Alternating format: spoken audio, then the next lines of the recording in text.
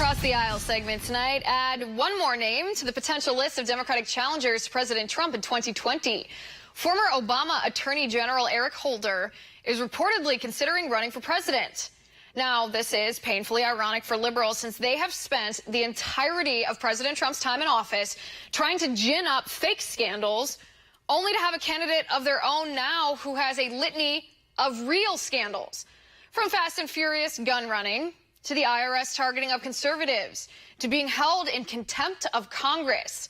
Are Democrats really ready to defend and embrace Eric Holder's history of corruption? With me now, Democratic strategist Laramie Flick. Laramie, good to see you. Thanks for having me back. Of course, it's always good to have you here. Laramie, Eric Holder for president 2020, yes or no? Well, from the Democratic perspective, it's a mixed legacy.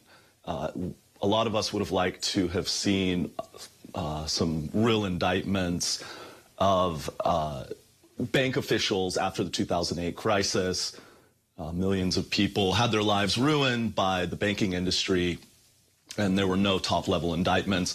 On the other hand, he was a big advocate for reducing mass incarceration. We have as many people in jail as Russia and China combined. That's 1.5 billion people in a totalitarian state.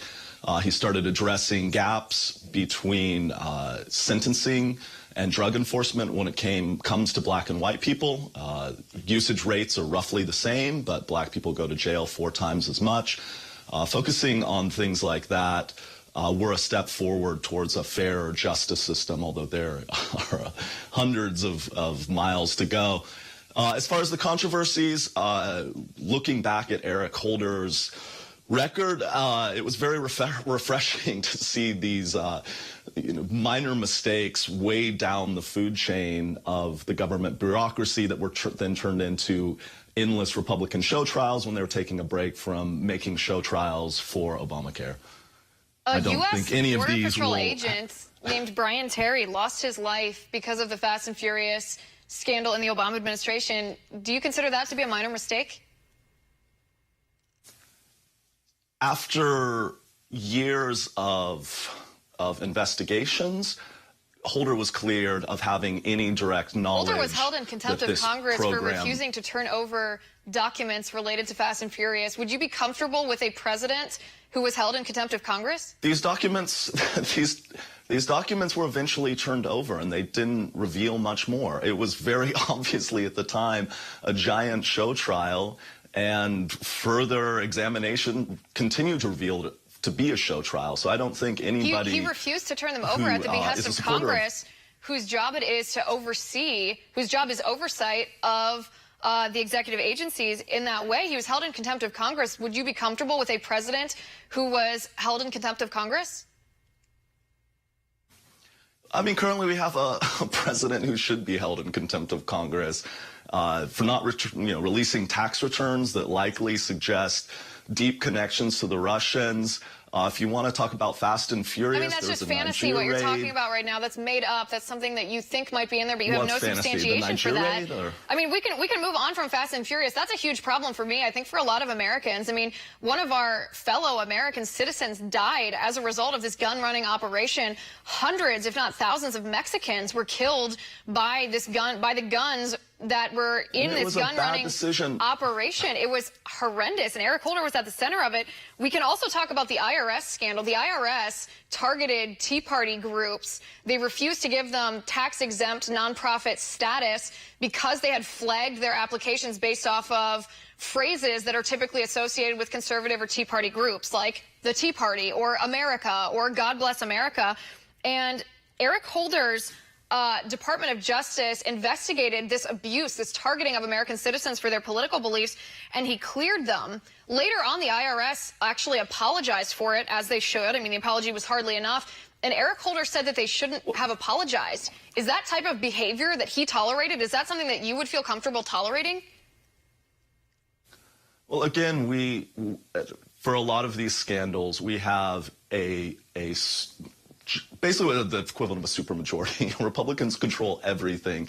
And if this were a real scandal, it should have amounted to something in the 18 months that Sessions has controlled the Justice Department.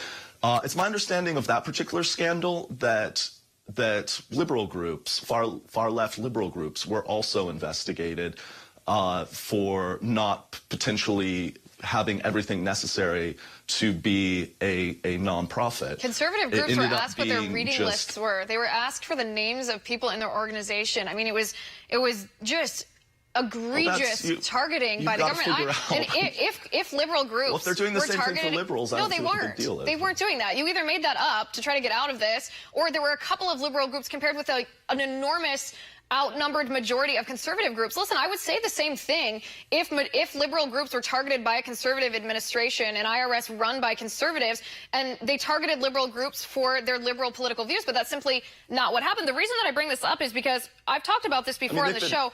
I think the Democratic Party is extremely fractured. I think they don't know which way they want to turn their party. They don't know whether they want to continue the legacy of Obama. They don't know whether they want to continue the legacy of Hillary Clinton and continue that dynasty. And they don't know whether they want to go or they don't know whether they want to go in the direction of Bernie Sanders or Alexandria Ocasio-Cortez and that democratic socialism. And I guess this is just an example to me that brings up the question, what is the Democratic Party? Are they just so desperate that they're comfortable with candidates that are rife with scandal and corruption? Again, if these were any real cases of corruption, there would be some sort of lasting case. Look, the Democratic Party includes a variety of voices. You look at the media that we read, and it varies wildly from CNN and the New York Times to The Atlantic and NPR, and further left to The Nation and the investigative reporting of like The New Yorker and Mother Jones.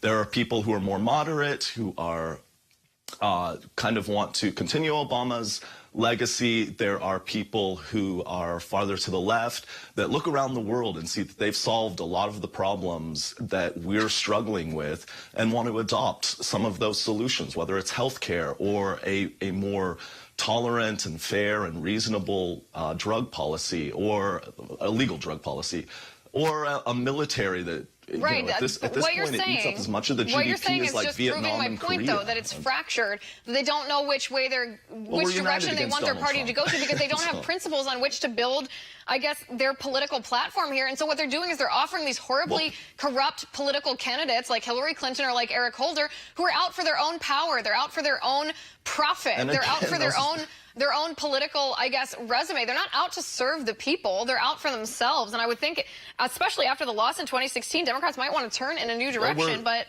it's not my party. You guys can do whatever you want. It was a minuscule loss via the Electoral College. And okay, well, that's a conversation for a different day. Laramie, I always appreciate you coming. We don't need to get there. I always appreciate you coming on the show. We are out of time for today. Thanks for being here.